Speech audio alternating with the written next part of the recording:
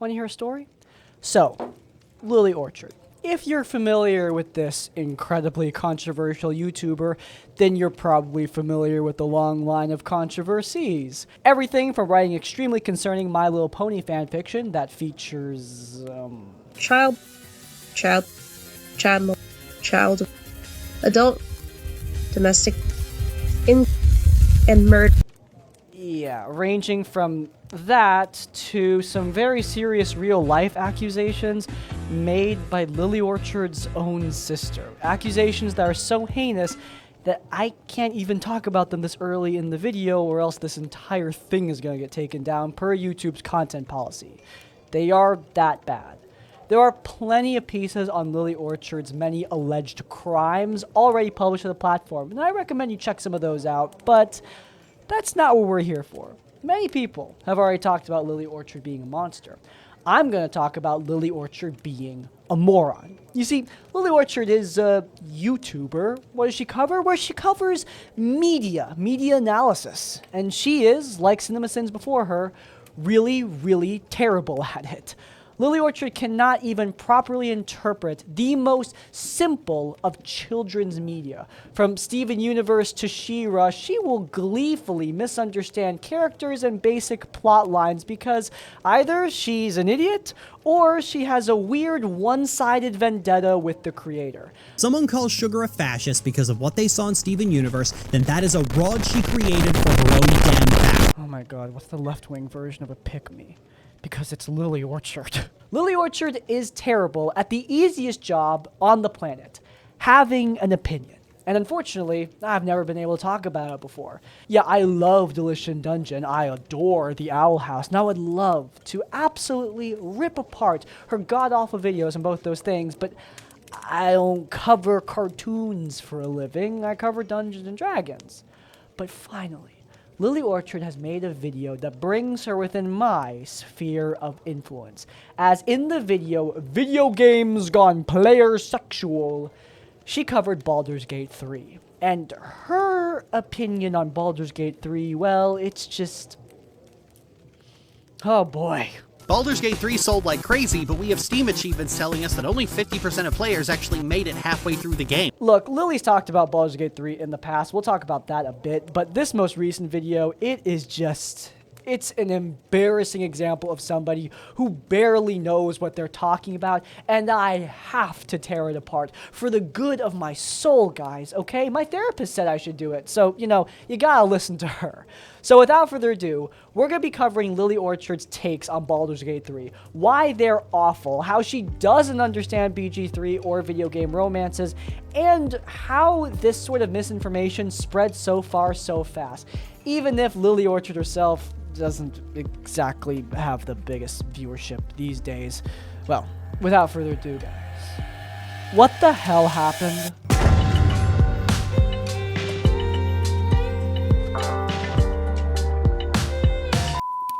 Before we get started, Lily Orchard has rebranded her channel to CD Call and claims she no longer goes under the name Lily Orchard and asks that people call her CD. I just call her Lily because CD's a dumb name. I'm really sorry, man.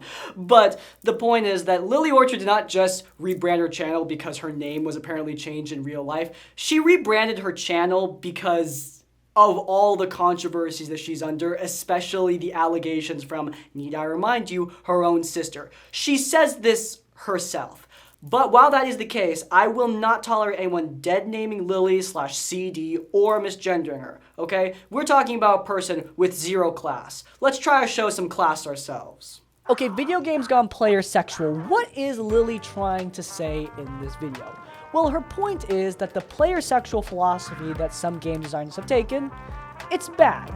If you're unaware, this is the idea that NPC romances should be into the player character regardless of gender. They're essentially doing away with any sort of preset sexualities for their romanceable characters. Whereas games like Cyberpunk 2077 or Dragon Age Inquisition will have gender preferences for each of the romanceable characters.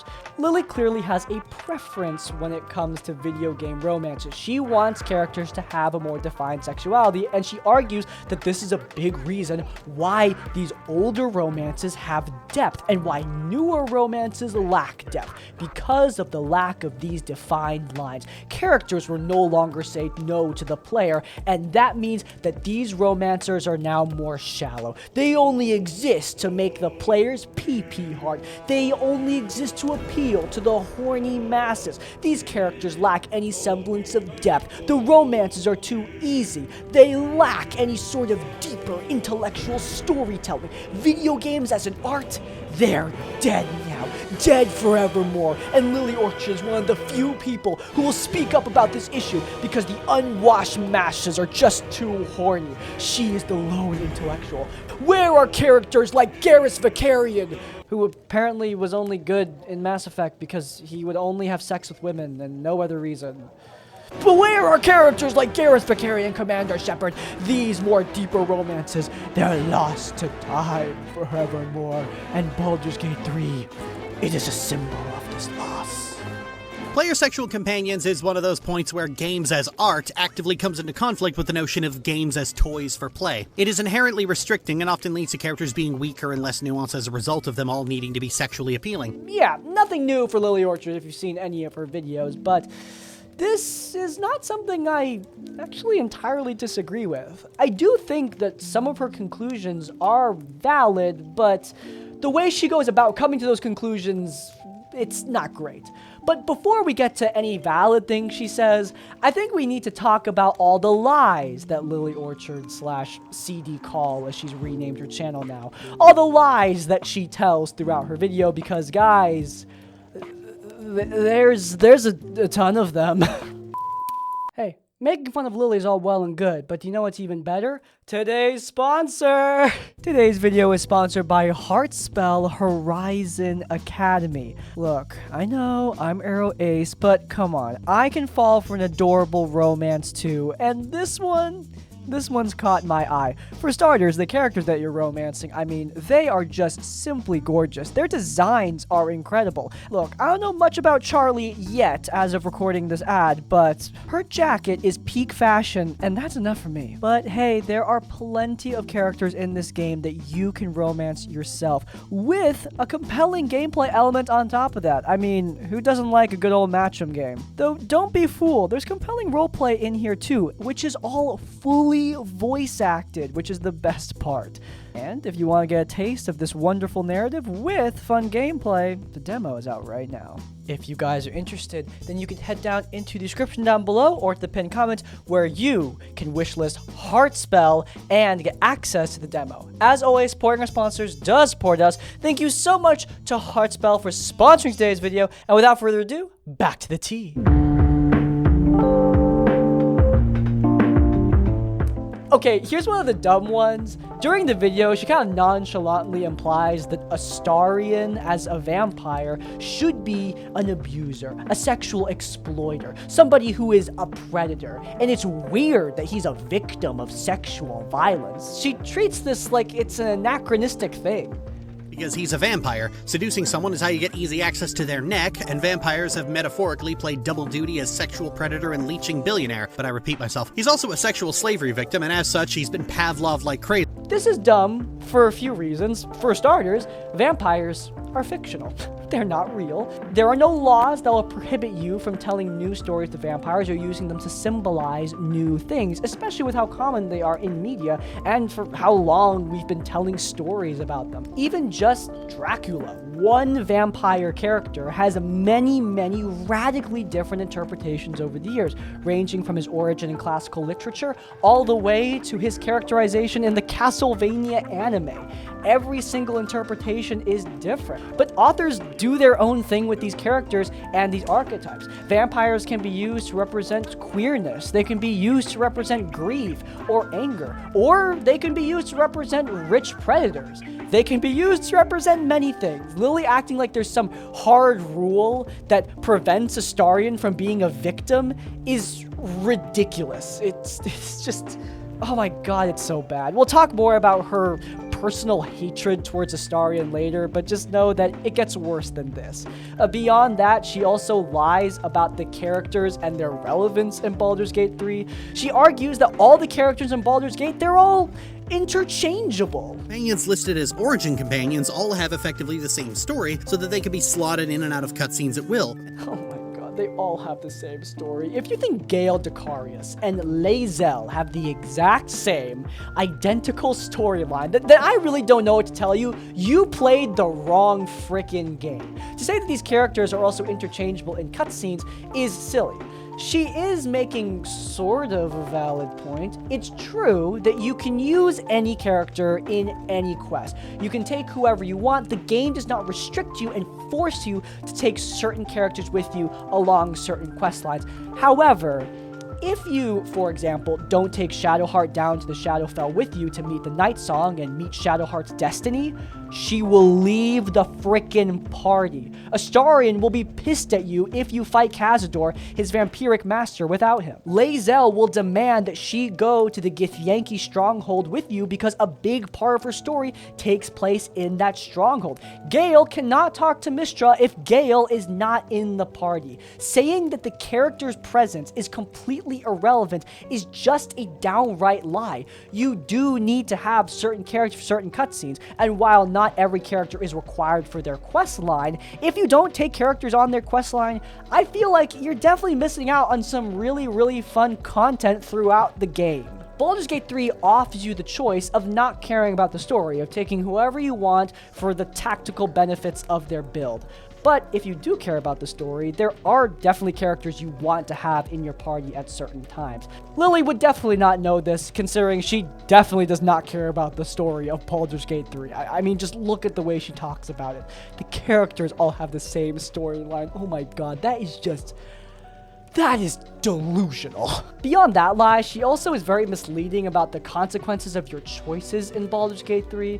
She brings up Mass Effect as a game with a lot of consequences throughout the franchise, which is true. Mass Effect does have large, overreaching consequences throughout its narrative, and obviously, I do think Lily's making a weird comparison here. Mass Effect is a franchise with 3 different games. Baldur's Gate 3 was telling largely an isolated story from Baldur's Gate 1 and 2, even if there are some recurring characters. Larian were clearly doing a lot of their own thing, so anyway, it's a weird point of comparison. But at the same time, Lily is pretending like the choices in Baldur's Gate 3, that they have no depth, that they don't matter, that you can kind of just do whatever you want because the developers and the players are all horny, so all the characters need to be screwable. But god, Lily, there are definitely consequences to your choices throughout Baldur's Gate 3. There are great videos that go over the BG3 point system, how certain actions will push certain characters to make decisions by default. Shadowheart in the Shadowfell, for example. We brought this up earlier, but during Act 2, you bring Shadowheart to meet an angel character named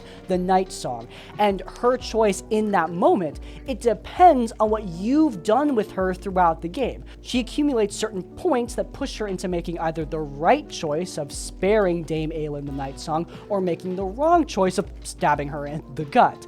Your choices with Shadowheart and how you interact with her story affect this major decision. You can use a very high DC persuasion check to push her into the decision that you want her to make, but at the same time, I think it's so much more beautiful that the actions that you've taken, the friendship you've built with her, it affects this very consequential choice in her life. Lily clearly doesn't know about any of this. She just pretends like BG3 has no depth to its choices because it's easier for her to make her argument about modern gaming being all terrible if she ignores this depth. She doesn't understand the deeper systems of the game and how it suddenly pushes you through certain choices because she doesn't do research because, like I said earlier, Lily's a moron. Now, the big lie she says in her video, and this drives a lot of her argument, is around romances. She's arguing that romances don't have any depth, that the characters can't say no, that they can't deny your advances, and that romances in BG3, they're easy because they exist to make you horny, and for no other reason. And the game makes it so that the only way to lock off their romance is to kill them or side against the Druid Enclave in the first act. If you're a Dark Urge, you could permanently lock off your romance with Minthara by resisting Baal's influence, because because Minthara chases power to her own detriment, but players cried about the very idea of consequences, so it was removed. That's it. Kill them, become a straight-up villain, or take a decision the party's resident dumbfuck disagrees with before a patch taking it out. Bro, calling Minthara dumb is crazy. She's evil, but she says some of the smartest things in the game. Oh, stupid. And look, you can have the opinion that the romances are just horny and nothing else if you want to, I guess. But saying that the only way for you to break off a romance is by betraying the tieflings in Act 1, that's just a lie. Like, it's not a misinterpretation, it's not an opinion, it's just false. That's not true. One of the more famous examples of a denial in Baldur's Gate 3 romance is Astarion's romance. In his romance, you can have a scene where it's sort of implied you're going to do something physically intimate, but Astarion actually turns you down. He says that he does not want to do anything physical right now. He's not ready for it, likely because of the trauma that he has suffered throughout his life. And if you push him into physical intimacy anyway, he will break off the romance. This isn't the only time.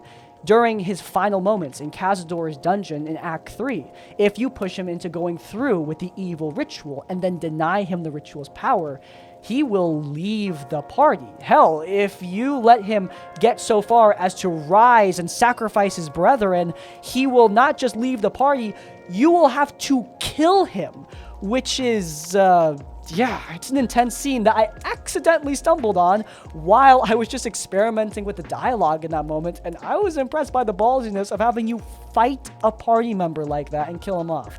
It was a sad moment, but it was true to his character.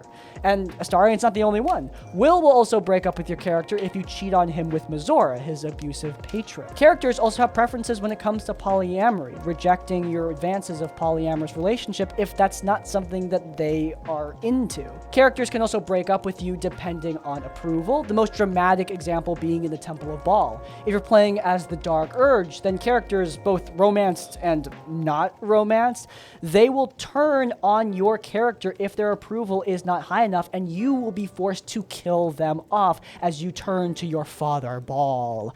This is a really stupid example, but you can also get rejected during the carnival scene where you talk about your true love with the Dryad. The characters have some truly hilarious dialogue here if you are not high enough in approval. Nature is my true love. You, I merely tolerate. Look, those are just the examples I could come up with off the top of my head, all combined with the example that Lily gave, where if you attack the Tiefling Grove, then characters will break up with you over that as well.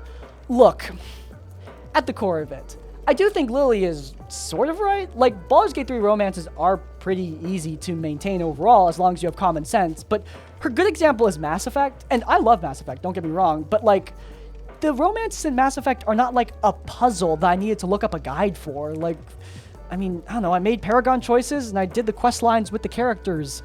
It was not that complicated, man. Like, maybe I'm just stupid. I'm not a higher intellectual like Lily, so I don't understand the depth of the choices I was making. But, I mean, man, things worked out with me and Garrus, or me and Liara, just fine. I didn't think it was that big of a deal during the romances. They're great romances, but to say that those romances have somehow way more depth of choice, way more risk, way more danger than the Baldur's Gate 3 romances is just, I mean, maybe a little bit true, but not by much. The comparison is just very disingenuous, in my opinion. I'm going to cap off all this lying with a final one that has nothing to do with Baldur's Gate 3. It just shows how Lily casually does this in her videos. Just listen to the clip. The fact that art historically has always affected reality. I mean, slavery abolition was sparked by a book, for fuck's sake. Bro, like, the context in which she said, like, she did not even need to say that, but, you know, I'm just going to explain that she's wrong. I'm assuming United States movement to abolish slavery was pushed forward by the publishing of Uncle Tom's Cabin, which is no doubt the book she's talking about. Uncle Tom's Cabin was credited by Abraham Lincoln himself as being very important to the civil rights movement. He even said, this is the book that started this whole clash, or, you know, something along those lines. But look, Abraham Lincoln, great man, incredible man, but not every single word he said ever in his life was 100% factually true. Uncle Tom's Cabin played an important role in the emancipation of slaves, but it was not the entire movement. To boil down all of American abolition to just one book is a childish point of view on abolition, especially since America is not the only country with slaves, and in the grand scheme of, the world, America, the United States, abolished slavery long after many other nations did it. I mean, God, Lily, you're Canadian! Why the hell are you so America-centric? God dang. Anyway, look, that's all the lying. What about Lily's primary point about romance? Well, I've got a more nuanced take about it than her. Let's just say that. I don't hate the idea of characters in games having set sexualities, okay? In fact, it's very important to me because I'm asexual and aromantic. My only experience with romance has been turning people down because I'm not interested. I didn't always have the vocabulary to explain why I wasn't interested, but it was always scary. Even now that I know how to explain myself, it is awkward to reject someone. And I think media that portrays rejection as something that's okay, something that you will survive, and something that is tolerable, I think that's good. And in video games, I think characters having these kind of boundaries, it's healthy. However, there's another side to that coin, and that other side is that, look, romances are interesting. Romantic plot lines, love stories, they are fun storylines to play through, regardless of what gender you are. Baldur's Gate 3 was trying to open up their romances so that as many people can play as them as possible. Not everyone wants to play a gender that's different from themselves. Many people have their own preferences. I almost exclusively play as women, and so if a romance is locked to male-only characters, I'm probably only going to experience it through a YouTube video. Many people are not going to want to do a whole new playthrough as a different gender just so they can experience a romance. Many folks have their preference. And Larian, they were okay with allowing their romanceable characters to be just a bunch of pansexual fantasy imps. I don't think Larian were saying that boundaries are bad, or that the game is afraid to tell players no. Being compared to a visual novel dating sim clearly bothers them, even when that's exactly what this aspect of RPGs is turning into. The game does tell players no. As I've established before, they just don't have the characters tell players no based specifically on gender. Also, the idea that romance has depth because a character has a gender preference, I mean, God, it's silly, man. Garrus is not a great character because he only has sex with women. He's a great character because he's suave, cool as hell, smooth as hell sniper rifle with a face that looks kind of like a velociraptor mixed with an insect. He's awesome. We love Garrus. His sexual preference has nothing to do with why he's a great character. If he was bisexual or pansexual, he would still be the same phenomenal character he was before. Lily frames the art of romance through the lens of rejection. That rejection is what gives these romances depth, but I mean, does it? Cyberpunk 2077, when Pan Am rejects a female V character, it doesn't really give much more depth to the story. Like, it's just kind of an awkward moment that's over in 2 minutes. I think the rejection scenes in Dragon Age Inquisition, I think they're better. They're more extensive, there's more dialogue to them, it's more of a back and forth. There's more of a back and forth between the Inquisitor and the person who's turning down their advances, but at the same time, it's not so much depth that I think it enhances the romance to an insane degree. Like, these are still momentary scenes. Saying that these things what makes the romance great is honestly kind of sad. It discounts all the hard work the writers do to make the actual romantic scenes interesting. The possibility of rejection for just another gender is not what makes romance good. But Lily does bring up a good point in this video. She brings up the point that romances no longer really feel like duets, right? We no longer have the dynamic duo of Shepard and Garrus. That is the example she brings up, or those two characters specifically. And I do think that's a valid point, but the reason why Shepard and Garrus did not work is not because Shepard can only be a woman in that equation. The reason why Shepard and Garrus work is because Shepard is a character. It's because Shepard is part of the duo. In Baldur's Gate 3, you have something called a blank slate protagonist. Tav or Dirge are characters that are completely up for the player to interpret. They have no voice, they have a very loosely defined personality, and the only dialogue that they have is just when roaming the world or grunting from damage. That is it. And that means that the romances that they have, they're carried entirely by the non-player character love interest. Now, I have been on record saying I disagree with this choice from Larian Studios. I don't like that the protagonist is unvoiced. Yes, it does mean that I can project more of my own story onto this character, but I would have rather had a character with a more defined personality so that in scenes, I feel that chemistry a lot more. As is, we're only really getting chemistry from one character. It's not a duo anymore. But, I mean, if anything, I'm gonna be for real with you guys. This kind of shows how great the romances in BG3 were. Despite having this huge anchor that the writers and the performers had to work with, the romances remained extremely compelling. Only one half of the relationship could even talk, and yet you still have people fawning over these characters. Yes, I'm sure that partially that's just because people are horny for them. But it's also because these are great characters, man.